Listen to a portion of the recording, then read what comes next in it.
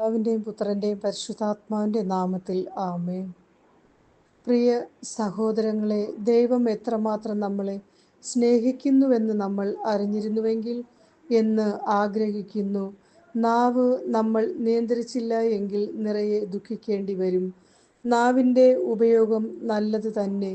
എന്നാൽ ദുർവാക്കുകൾ, ദുർവിധികൾ, പാഴ്വാക്കുകൾ നമ്മുടെ നാവിൽ നിന്നും ഉണ്ടാകാതിരിക്കട്ടെ. നമ്മുടെ നാവിൽ നിന്നും പാഴ്വാക്കുകൾ വീണാൽ അത് നമുക്ക് ശേഖരിക്കുവാൻ പറ്റുകയില്ല. ഒരിക്കൽ പറഞ്ഞത് തന്നെയാണ്.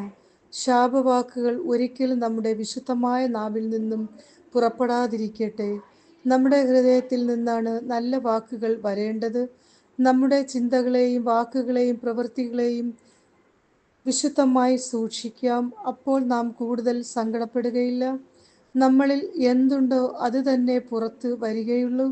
നമ്മളെക്കുറിച്ചും മറ്റുള്ളവരെക്കുറിച്ചും നല്ലത് ചിന്തിക്കാം, സംസാരിക്കാം, പ്രവർത്തിക്കാം. നാവ് മനുഷ്യനെ വളർത്തുകയും തളർത്തുകയും ചെയ്യും. മറ്റുള്ളവരെ സന്തോഷിപ്പിക്കുന്നതിന് വേണ്ടി നമ്മുടെ നാവ് ഉപയോഗിക്കാം.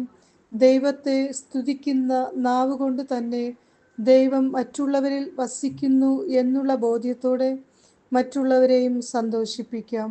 അങ്ങനെ ദൈവത്തെയും അവരെയും ആത്മാർത്ഥമായി സ്നേഹിച്ച് ജീവിക്കാം.